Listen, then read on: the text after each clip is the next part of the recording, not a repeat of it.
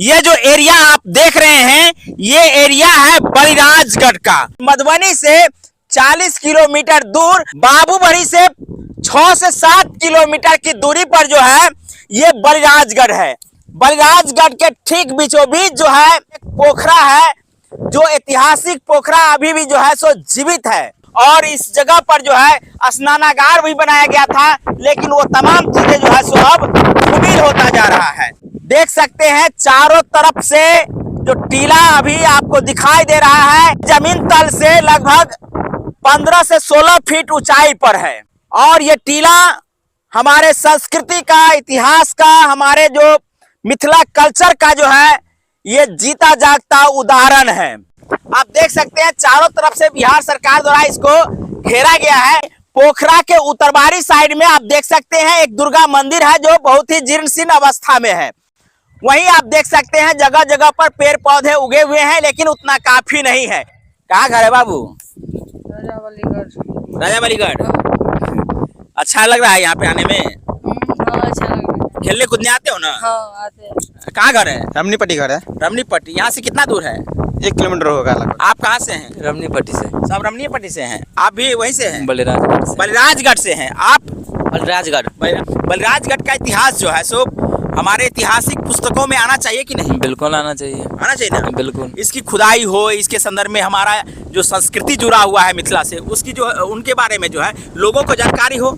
बिल्कुल हो। जब हम राजस्थान के तमाम किलों के बारे में जानकारी ले सकते हैं, जानकारी हो सकता है, तो आखिर ये मिथिला का जगह जो है सो क्यों उपेक्षित है? ये मिथिलांचल का तो उपेक्षित है ना? उपेक्षित ये नहीं होना चाहिए ना? ये बताइए कि इसके लिए आवाज उठना चाहिए कि नहीं? हाँ, आप लोगों के अंदर भी इच्छा होता होगा कि इसकी जानकारी हमें दी जाए। हाँ, बाबा कुछ जानकारी दिए कि नहीं? बाबा तो दिए हैं जानकारी। क्या दिए हैं?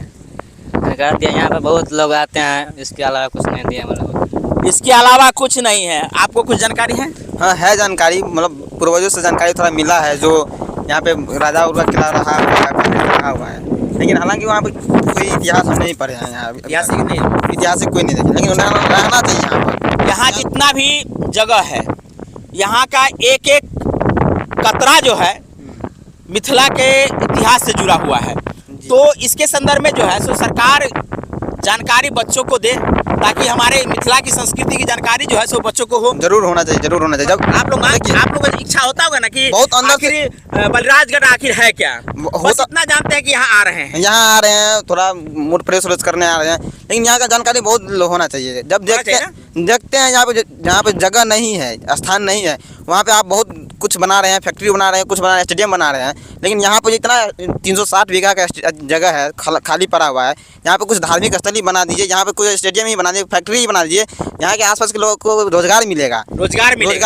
बहुत बड़ा मांग जो है सही बाबू कर दिए हैं कि 360 बीघा का ये बलिराजगढ़ है, और इस बलिराजगढ़ को जो है सरकार उपेक्षित करके रख दिया है। यदि इसका उपयोग सार्वजनिक क्षेत्र में किया जाए तो यहाँ के युवाओं को, और खास करके मिथिलांचल के युवाओं को जो बेरोजगार हैं उनको रोजगार तो मिलेगा ही। चाहे फैक्ट्री लगा दीजिए, यहाँ कोई बड़ा हॉस्पिटल खोल दीजिए, या बहुत बड़ा कॉलेज खोल दीजिए, बहुत बड़ा यूनिवर्सिटी खोल दीजिए, तमाम चीज यहाँ जो है सो संभव है।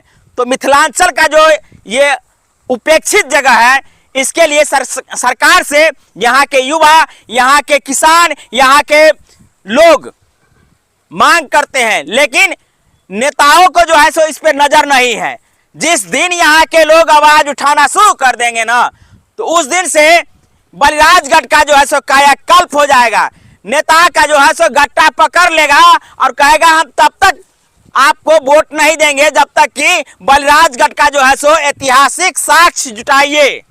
नहीं जुटाते हैं ना तो हम लोग वोट नहीं करेंगे। ये जागरूकता आ जाएगी तो निश्चित रूप से जो है बलिराजगढ़ का इतिहास पन्नों में दर्ज होगा। बच्चे भी जानेंगे कि आखिर बलिराजगढ़ है क्या। यहाँ तक हमको थोड़ा पता है, यहाँ पे जो है अभी मुख्यमंत्री जी जो है नीतीश कुमार, वो भी यहाँ पे आए हुए हैं। अच्छा। लालू प्रसाद यादव भी यहाँ पे आए हुए हैं। अच्छा। यहाँ तक हमको मालूम है, लेकिन कुछ नजर नहीं देते हैं यहाँ पे। नजर नहीं, उपेक्षित कर रहा है ना, उपेक्षित कर रहा है। बलिराजगढ़ के बारे में वो तमाम ऐतिहासिक साक्ष्य जुटाई जाए, ताकि हमारे नन्हे बच्चों को जो है सो जानकारी मिल सके कि हमारा भी इतिहास, गौरवशाली इतिहास रहा है।